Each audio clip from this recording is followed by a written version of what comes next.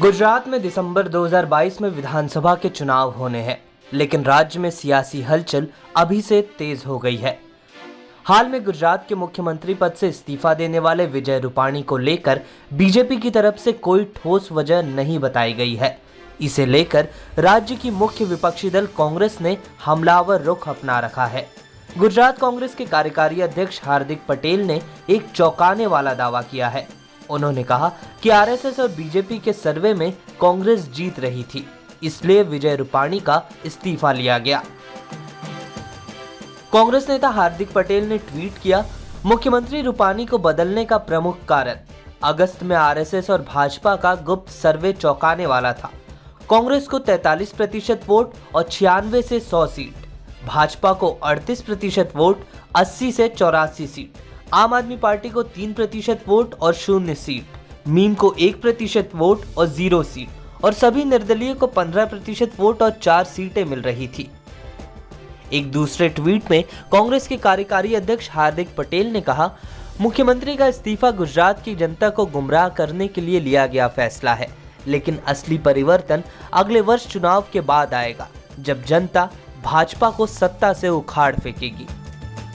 हार्दिक पटेल ने सीएम के अचानक इस्तीफा देने को लेकर यह भी कहा कि चुनाव का 1 साल बचा है और ऐसे समय में भारतीय जनता पार्टी के खिलाफ गुजरात में जो एंटी इनकम्बेंसी है, किस तरह से कोरोना के माहौल में लोग परेशान हुए हैं, नौजवान बेरोजगार हुए हैं, किसान आत्महत्या कर रहा है और आंदोलन कर रहा है, इस माहौल में कहीं न कहीं गुजरात में सीएम का चेहरा बदलकर लोगों के गुस्से को शांत करने का ये प्रयास उत्तराखंड जैसा ही नजर आता है। भाजपा ने सिर्फ मुख्यमंत्री बदला है, लेकिन गुजरात के 6.5 करोड़ लोगों ने सरकार बदलने का मूड बनाया है। पिछले कई सालों से भाजपा की गलत नीतियों के कारण लोग दुखी और परेशान हुए हैं। लाखों नौजवान बेरोजगार हुए, लाखों परिवार बेघर हुए, महिलाओं की सुरक्षा को लेकर सब लोग चिंतित हैं, गांव और किसान बर्बाद हुए। ऐसे समय में मुख्यमंत्री का बदलना ही बड़ी बात नहीं है, जनता सरकार बदलना चाहती है। कोरोना महामारी के समय लाखों परिवार ऐसे थे जो परिवार सरकार से उम्मीद और अपेक्षाएं रखते थे, लेकिन उम्मीद और अपेक्षा पर ये सरकार खरी नहीं उतरी। हम सब लोग जानते हैं कि कोरोना महामारी में गुजरात में क्या हुआ, और इन सारी चीजों को लेकर अगर कोई जिम्मेवार है तो वो है मुख्यमंत्री और भाजपा की सरकार।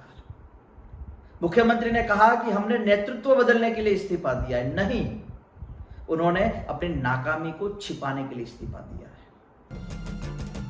गुजरात में 2017 के विधानसभा चुनाव में बीजेपी को राज्य की 182 में से 99 सीटें मिली थी।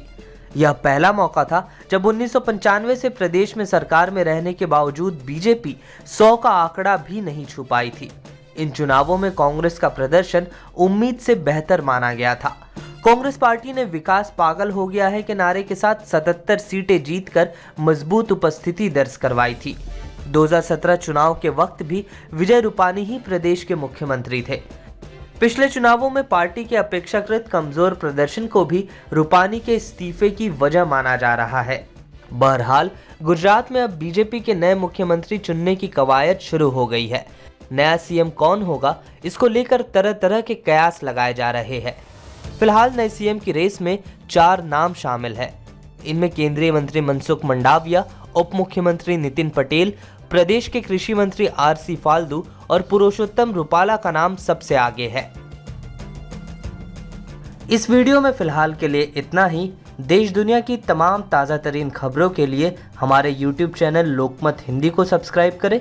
अगर यह वीडियो आप Facebook पर देख रहे हैं तो हमारे पेज को फॉलो करना न भूलें।